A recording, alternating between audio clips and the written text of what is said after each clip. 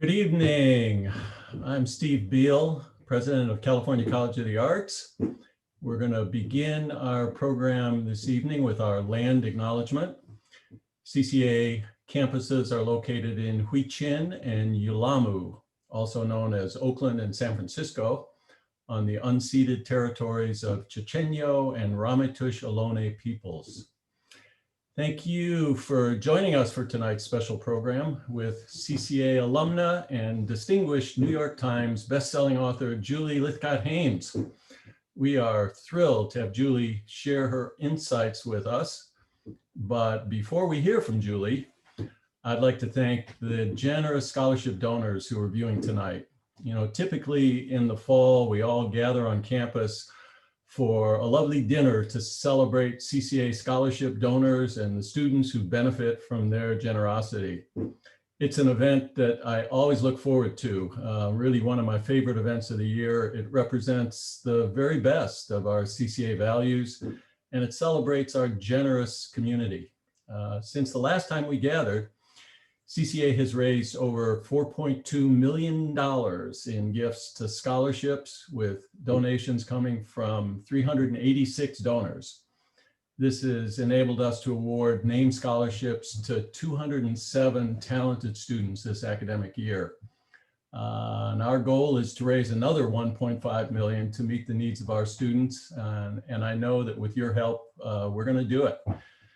Scholarship support is so vital for student success, and especially this year. I don't have to tell you, so many students and their families are struggling due to the pandemic and the economic downturn. To share the impact of scholarships this year, we have a short video featuring one of our talented students.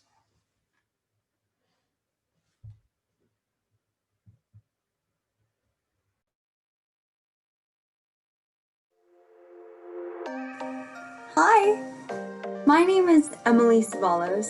I'm a junior studying industrial design. And growing up, I didn't really know what my future would look like, but that was before I was gifted the opportunity to attend CCA.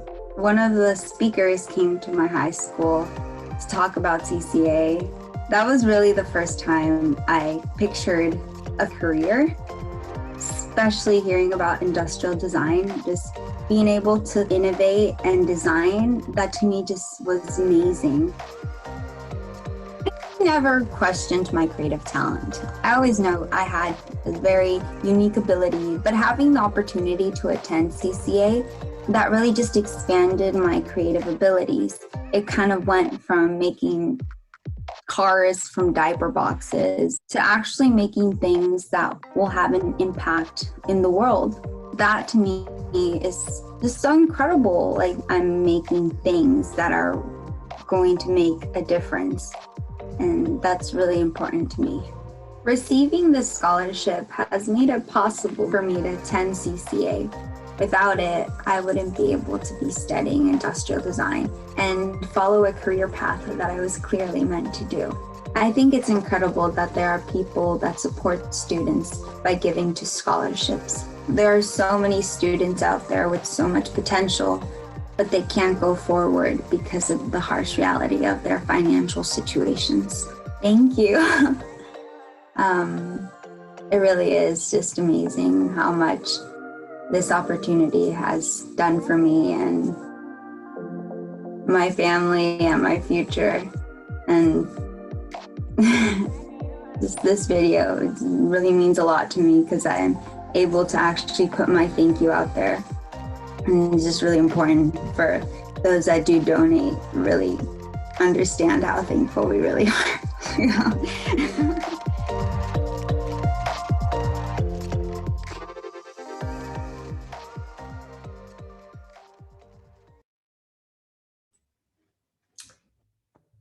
Thank you, Emily. I am so continuously inspired by the resiliency and the courage and the talent of our students. You know, the hardships of continuing to pursue a degree during this time are really formidable, and I applaud the tenacity and the creativity of our students and the CCA faculty. They are all champions. Now we want to hear from our speaker, Julie Lythcott-Haims, about the importance of supporting creative students. To introduce Julie, I'm really pleased to turn this over now to CCA Professor Juvenal Acosta. Juvenal is an accomplished novelist, a poet, an educator, and a friend who has been teaching at CCA since 1999. He's edited 2 anthologies of contemporary Mexican poetry published by City Lights Books. His first novel, The Tattoo Hunter, received wide acclaim, and his 5th novel, The Arctic Circle's Door, will be published this spring. So welcome, Juvenal. Thank you, Steve, for that introduction. I'm honored to be here to introduce our featured speaker, Julie Lythcott-Haims. But before I do that, I'd like to briefly go over the format of our Q&A segment. We've already received some pre-submitted questions, but I want to remind you that you can also ask questions by using the Q&A feature at the bottom of your Zoom screen. There is a reason why we're here to listen to Julie Lythcott-Haims. She's one of CCA's best. She embodies some of the most meaningful values of our institution: passionate creativity, commitment to a larger community, and a sense of the world as a work in progress. Julie's body of work so far is impressive: a writing memoir, a New York Times best-selling book titled How to Raise an Adult, and a forthcoming book, Your Turn: How to Be an Adult, which completes the circle opened by her first bestseller and will most likely become another one. These books are important because they help parents and their children find their place in a world that keeps shifting in unpredictable ways. They have also made of Julie an international authority on children's and young adults issues, and a somehow reluctant celebrity now that she has become a regular contributor to CBS This Morning and pretty much every single venue on radio or the web that chooses to discuss parenting. There is yet another book that I hold very close to my heart because it is the one that brought Julie and I together at CCA. Real American, a powerful and sometimes heartbreaking account of her experience growing up as a Black and biracial woman. You don't get to know Julie until you lose yourself in these unforgettable pages where talent, love, and decency meet the challenge of growing up in our imperfect America. I met Julie in my classroom and was impressed right away by 3 things. 1, her background as a former corporate lawyer and dean of freshmen at Stanford University. 2, her relentless desire to work harder than anyone else in that class. I can do more, give me more, I can do more. And 3, how fast this woman could type. She sat with her laptop in front of her, recording at unheard of speed every word I said, even before I was able to complete my sentences. Now I am proud to think of her not only as a former student, but as a powerful public intellectual, and as a writer I respect and admire. Please join me in welcoming my dear friend, Julie Lythcott-Haims. Juvenal, you just cracked me up. I am a fast typist, and I met you when I was about 46 years old, and my ability to remember everything as easily as I once could was really waning. And so I was counting on my ability to type as the way in which I would just squeeze every drop of goodness that you were offering us in that amazing class abroad at home. And I'll never forget that you said to us early on, you said, go home and look at your personal bookshelf. The people on your personal bookshelf, they are your family. And that just blew my mind because you were 100% right. But I hadn't until that moment appreciated that all of the authors I choose to surround myself with, and if you can see me in I'm in my office right now and we have this lovely background, but what's actually behind me is I'm in my office, all my books, all of these writers, all of these thinkers, all of these humans have somehow contributed to my understanding of who I am and who we are and why we're here and all of that. And I'll just never forget the reams of advice and guidance I got from you, Juvenal, in that class. And of course, it's what led to you being my thesis chair. And I'm just so honored to have been your student and to now consider you not just a former professor and a mentor, but a confidant and a dear friend. So thank you for that. Steve, thank you so much for your leadership of this school that we all love, CCA. I've been affiliated with a number of institutions over the course of my now almost 53 years. CCA has a very special place in my heart because it held me in a time of my life when I was making a major pivot, and I felt seen by folks at CCA, by faculty, and by my fellow students. And we'll just always cherish that connection that we have, CCA and me. Danica, Christina, Ryan, whomever else had anything to do with making this happen, we're all grateful for your work in creating this lovely virtual event. And to the guests who are here, I just want to say thank you for joining us. There are few things more important than ensuring that the next generation of young people have an opportunity, not just to have an education, but to thrive in that education, to be in a place where they are seen and supported and heard.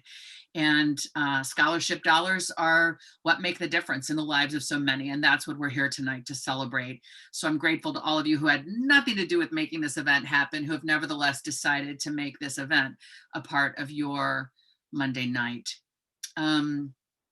I want to acknowledge that I am also on the land of the Ramaytush Ohlone people. I'm down here on the peninsula, the San Francisco Bay Area Peninsula. For those of you chiming in from elsewhere, I'm in Palo Alto, to be specific. That's what we call it now. And yeah, I'm just honored to get to be here with my community, my alma mater, to talk about helping students feel seen. I'm really excited about that theme that y'all picked because I've tried to make my work across now 3 professions, law, university administration, and now writing. I've tried to make my work center around helping humans on their path. Too many of us don't feel seen. Too many of us have an obstacle in our path, many obstacles in our path. But what I've learned and read and personally experienced is if there's just one person in our life that can see us, that can help us experience what psychotherapist Lori Gottlieb calls the delicious feeling of being known. If just one person sees us, particularly when we're on our path as a youngster, as a kid, as a young adult, as a student, that can make all the difference.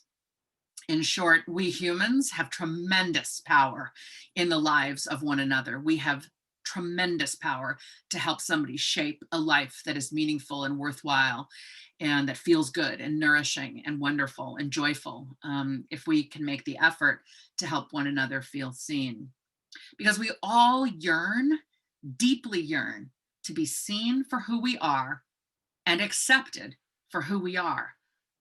We all want to be treated as equals.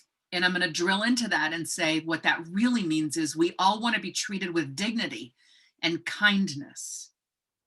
And unfortunately, as we have been reminded of yet again in our imperfect America, as Juvenal so beautifully put it, we've been reminded yet again that in America, too many of us do not feel seen. We do not feel that we're treated with kindness and dignity and respect. And that is so problematic that in a place that purports to be of liberty and justice for all, so many of us are meant to feel less than, are meant to feel that our lives do not in fact matter. And this can be something we experience on the basis of race, as I have experienced as a Black and biracial person. It can be because of our ethnicity, our nationality, the language that is our first language, our religion, our socioeconomic status, if we're queer, if we're gender fluid or non-binary, and for a host of other reasons. We have this way of otherizing each other in America. We're made to feel like we're not real Americans, which is why I called the memoir that I wrote under Juvenal's supervision and direction, Real American, to claim that term for all of us. So those of us who have been discriminated against or who've lacked opportunity need to be seen. We're desperately yearning for that. we need to be brought into mattering to our own selves. Because when we're not seen in the classroom, when we're not seen in a store as an equal, we're not treated equally walking down the street, we can begin to question within ourselves whether we matter. And this is where a terrific teacher or a terrific mentor can bring us to a sense of mattering within ourselves. In some senses, a great teacher or mentor surrounds us with the confidence we don't yet have in ourselves because of how we've been treated. Research shows that one caring adult can make all the difference. So like many of you listening tonight, I have had that experience of not being seen or being mistreated. But I've also had the experience, like many of you, of getting to be somebody who cares about others, who tries through my work to help others on their path. So I'm just going to share some brief stories about kind of how I came to this sense of why it's so essential to focus my work on this effort of helping others feel seen. And then when I'm done, I'm going to hand things back over to Juvenal, and we're going to go into Q&A. So just quickly, I'm this Black and biracial person. My father's African-American, my mother's white and British. We were middle class as a family, and maybe even sort of upper middle class as I was growing up. I'm really not quite sure, but we were definitely privileged. And yet I learned, as brown-skinned children do, I learned early on in my life that something was wrong with Daddy, my Black parent, and something was probably wrong with me too. I learned this from the looks in the eyes of strangers as Daddy and I would walk down the street together. These were angry looks meant to frighten me, and they did. And as I've said, this happens to Black and brown children young in America. We learn that something's wrong with us. And for some of us, we ingest it, we internalize it. It becomes an internalized oppression. That's certainly what began to happen for me. I remember when I was in the 5th grade, and there was a advanced group of students that were being pulled off to the side for extra opportunities to learn challenging projects and puzzles. And my white friends were getting pulled into this group. It was a predominantly white school, but I wasn't. So I went home and told my mother, and she came and talked to my teacher, but my teacher was not persuaded. And so my mother escalated to the principal, just asking, can you please test my child? And finally they did, and the results came, and it turns out I did deserve to be in that group. And I enjoyed being in that group. But my teacher stood up in front of my 5th grade classroom and announced to everybody, apparently all it takes to be gifted is for your parent to meet with the principal. Okay? He was telling me that though I had earned my spot in this group, that he didn't think I deserved to be there. He thought my mother just agitated. Okay? At 10 years of age, I experienced a teacher demeaning me in that way, refusing to see what I was capable of. And I think it was the first time in my young life that I uttered a very silent swear word, my teacher, because I knew he was wrong. And I knew that he and I were now locked in a battle where I was going to have to prove my worth to him. When I was a junior in high school, now fast forwarding, Jesse Jackson, a Black man, ran for president of the United States for the Democratic nomination. And by this point at 16, living in an all-white community, attending an almost entirely white high school, I had really begun to internalize that oppression. I felt less worthy as a Black person. And Jesse Jackson running for president, being taken seriously, mattered to me. His candidacy made me feel better about myself, made me hope that America, broadly writ, would begin to treat Black people with greater kindness and dignity, and treat us more seriously, and listen to our ideas, and root for us to continue to succeed. Jesse Jackson was somehow this beacon on a hill for me. And I had to write a persuasive essay junior year. And I decided to write my essay about Jesse Jackson's campaign. Everybody said he couldn't win, even my parents, who were liberal Democrats, because America wasn't, quote, ready for a Black president. And America wasn't ready for a Black president at that time. It was 1984. But I nevertheless wrote this essay just trying to say, without having ever studied an ounce of psychology, I was trying to say, his candidacy matters to this Black child, that he's somehow making me feel less ashamed. of who I am. And that shame was how I'd been made to feel in countless ways over the course of my 16 years. So it was a persuasive essay, but my teacher didn't get it. He made me rewrite it. He said it was awful. I rewrote it. I had to give it orally in front of my class, and every white child in that class, by which I mean all of my classmates, just stared at me as if I was foolish for thinking that Jesse Jackson's candidacy mattered to anyone. When I was a senior in this all-white high school, somebody wrote the N-word on my locker. I was feeling pretty okay about myself until that happened, but that definitely knocked me down many notches. I didn't tell anybody. I didn't have anyone to tell. There were no mentors of color, no teachers of color, nobody who could extend a hand and pull me back up when I had been knocked down. And then I got admitted to a great university, Stanford University, which I would attend as an undergraduate. And I had a classmate's parent track me down to tell me that I had stolen his white son's spot at Stanford with my Blackness. And I began to believe that this guy was right. When I went off to college and I struggled academically, it became the evidence that this guy was right, that I had no business being at an elite institution. I now know there's a branch of psychology called stereotype threat, which says when we're members of groups about which negative stereotypes are held, we can wither underneath the stereotype when we're reminded of it. So when I began to struggle, my mind said, oh yeah, I'm not supposed to succeed, right? I'm Black. Black people can't succeed in college. I'm not supposed to be good at this. And I just shrank and withered and hid instead of going to office hours or going to see a TA or going to the advising office or tutoring or asking a friend. Anyway, I find myself taking a class that I really love a few terms later at the end of my freshman year. And it's a political science class, and it will be the reason I go to law school. It's on civil rights. It's a really hard class. 200 kids are in the class, but I am just motivated now because I love the subject. I want to do really well in this class. You know, Juvenal, you described how I behaved in your class about give me more, you know, make me work harder. Well, this was maybe the first class where I was really trying to exhibit those behaviors. So the teacher is asking a really tough question, 200 kids in the class. And I go like this, like, oh yeah, I'm so glad he's asking this question. I can't wait for the conversation to ensue. But the conversation does not ensue.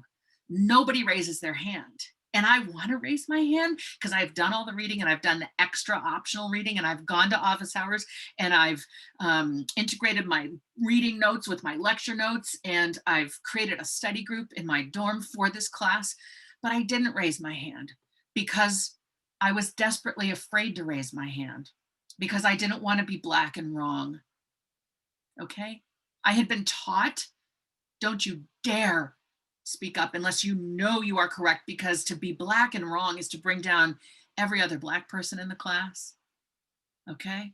I'm just terrified to speak at this point. It was spring of my freshman year in college. I had never raised my hand so far.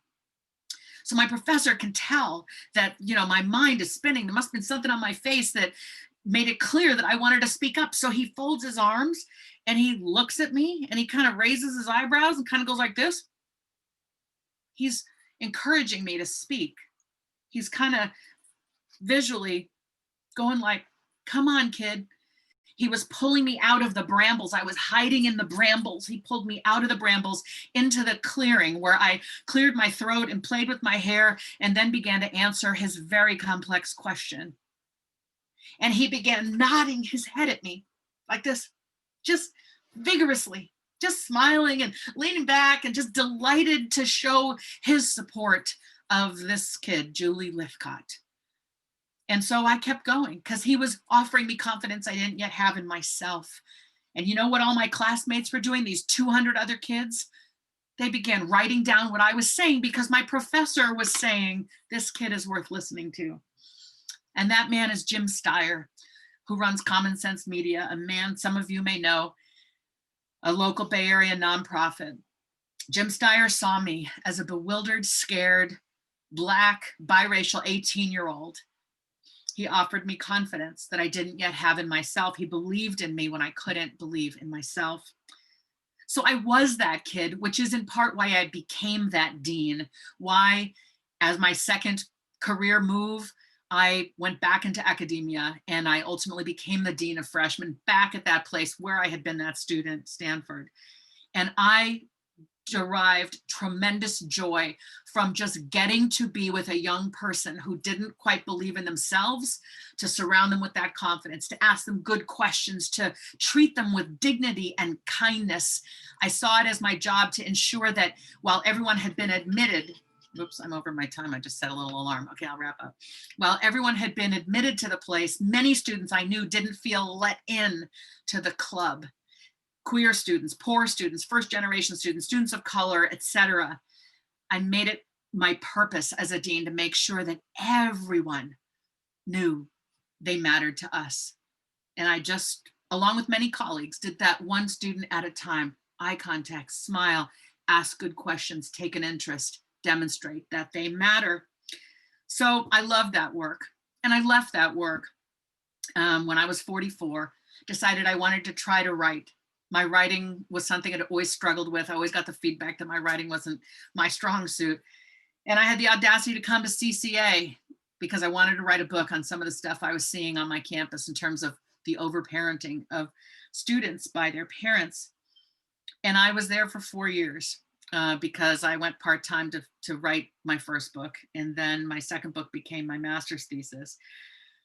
I met Juvenal in January of 2015, and I had had tremendous mentors to date at CCA, but nobody was quite like Juvenal Acosta.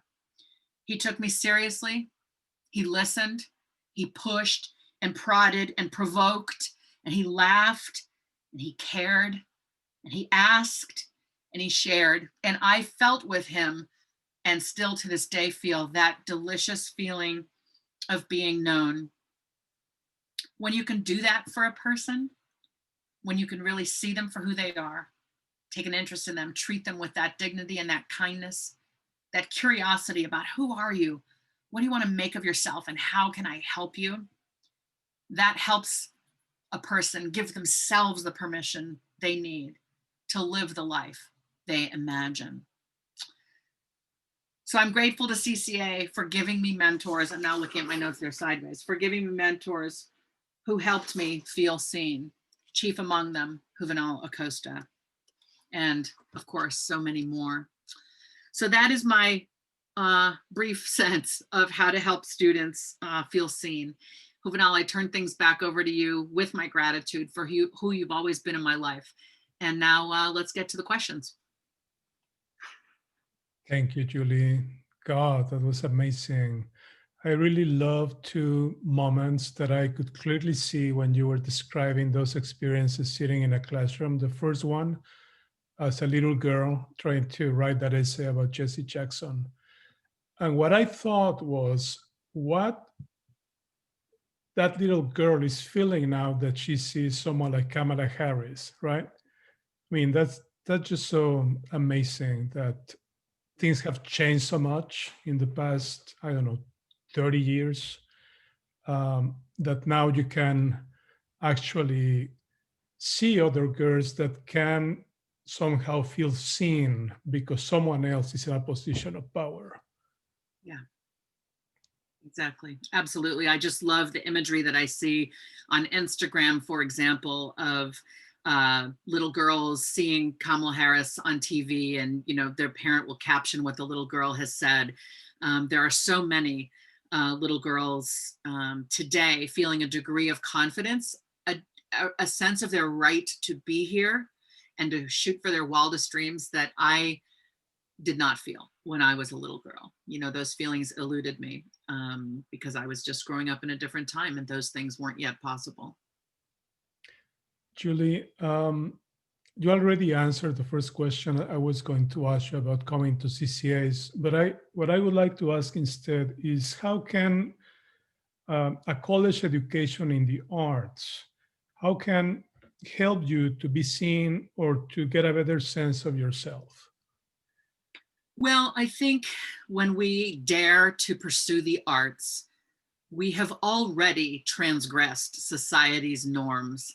Unless we were fortunate enough to be raised in a family with artists, we were instead quite likely raised by people who are questioning the validity of our creations, questioning the validity of our dream to do something with our art. So a student's decision to join such a community is just an enormous step toward themselves. And then in the aggregate, it is a collection of young people daring to transgress these limitations, these boxes that society wants to put us in. So I think a college education in the arts is just an otherworldly experience, a better, a richer, a more purposeful experience. So many kids go to college these days because they think they have to. Nobody goes to art school by accident because the barriers around the acceptance of that decision are massive. If I may, I didn't mean to step on the first question by answering it early. Let me say one thing about why I did come to CCA, because I would like anyone in the CCA community to know this and hear this. I'm 44. I'm thinking of going back to grad school. I'm in the Bay Area. I'm not trying to leave the Bay Area. I've got a partner, 2 teenagers, my mother. I'm just looking at what we've got in the Bay. And I just instantly fell for the vibe of CCA.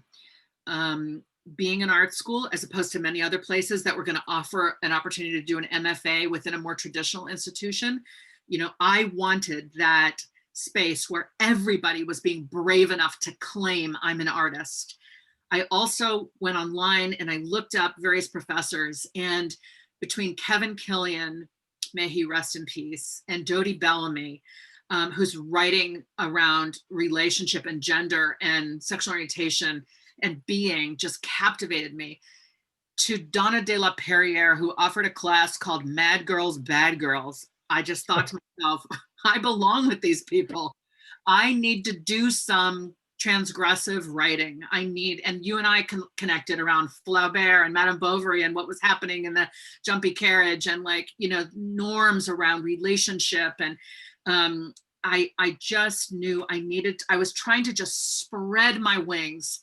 And boy, CCA just caught that, CCA was my air, and it just, it was the perfect environment for me. And you did write that amazing book, Real American. I have to make that commercial. It's such an amazing book. No, thanks to you, man. My first draft of it, as any student listening, anyone who's been a student can appreciate, my first draft was just terrible. And Juvenal, you're a terrific mentor, and you had the guts to tell me, hey, this is not it, kid.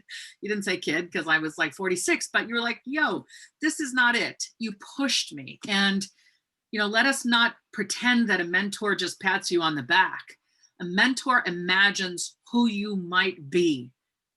A mentor shines a light, and you did that for me. And I'm holding my first copy of this book. That's all, you can't see it because of the background, but it's got all these notes and stuff.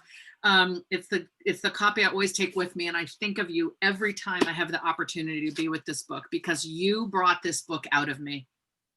Thanks, Julie. Julie, I have a question from the audience. Yeah. Hi, Julie. You described the struggles you experienced at a white high school. In light of that, do you wish you had attended a multiracial high school? I absolutely wish I had attended a multiracial high school. Please keep in mind, I can't know how old the person asking the question is or where they grew up, but I'm about to be 53, so I'm telling stories from the 1970s and 80s. I grew up mostly in the Midwest. I chose to plant my roots here in the Bay Area because this was the first place, after having lived in New York and Wisconsin and Northern Virginia, it was the first place I felt I could be myself without that scrutiny. Not to say that the Bay Area is perfect. It isn't by a long shot, but it is a place where I have located a sense of self that I could love. And I've tried not to replicate those same mistakes, or tried to learn from some tough experiences in my childhood and plow those learnings into how I've raised my own 2 wonderful children. Do you think we have something special because we are in the Bay Area, and does that give us an edge in terms of having more options in terms of diversity? We definitely have, I like to say everyone is here. There are a number of cities around the world where you can just walk the streets and feel everybody is there. Mhm. And in many places in our Bay Area, I feel that that is true. There are also people here who are gender non-binary and queer and trans and people from many different countries, particularly Latin America and the Pacific Rim. And so we have just an amalgamation of humans here that I just find gorgeous. And yet, let us not grow complacent. We have systemic racialized violence. We have systemic inequality here. We have failed to ensure that even something as seemingly simple as a decent public school education, K-12, is accessible to all in the Bay Area, regardless of socioeconomic status or race. So, there's a lot to commend us for, and yet so much more work to do. Thanks, Julie. I have another question. What do you think the biggest challenges will be for our hopefully post-COVID incoming students?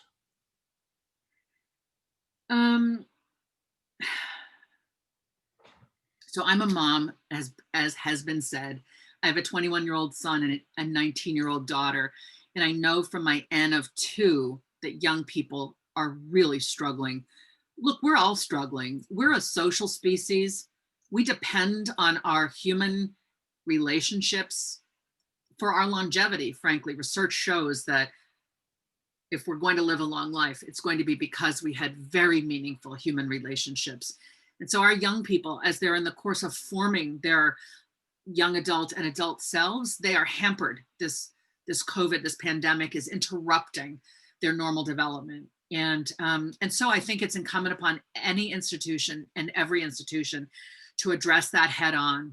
How can we ensure that when students can finally come back, that we are adapting our community to respond to the trauma that our young people have been subjected to. And of course, our faculty and staff have also been subjected to their own difficulties and traumas during COVID. I think what I'm really saying is, let's acknowledge where we've been because of COVID. Let's figure out what we can do better because of COVID. COVID has taught us so much about what's wrong. And it's also, I think, afforded opportunities to imagine a better way forward. And I think with Steve's leadership and that of the Board of Trustees and the donors who support this amazing institution, CCA is really positioned to be more thoughtful and critical in that thinking and in creating a new way of being than a traditional liberal arts institution. Julie, your new book is sort of a sequel to the first one, and it's about becoming an adult. But I'm thinking that maybe the first draft of that book took place before COVID. Is that true? And if so, what has changed, or how this pandemic affect these ideas about becoming an adult? It's interesting. You would think that my first draft was written before the pandemic, but anyone who has watched me do it has seen I really struggled to write this book at all. And then when it was finally upon me, the pandemic arose. I wrote much of it during the pandemic. And so then, as any writer, particularly of nonfiction, must, I had to ask, is this thing going to be over by the time my book is published in April? How do I speak to the fact of this happening without knowing the duration and depth of it, right? And of course, the pandemic lasted well beyond a few weeks or months, and here we are.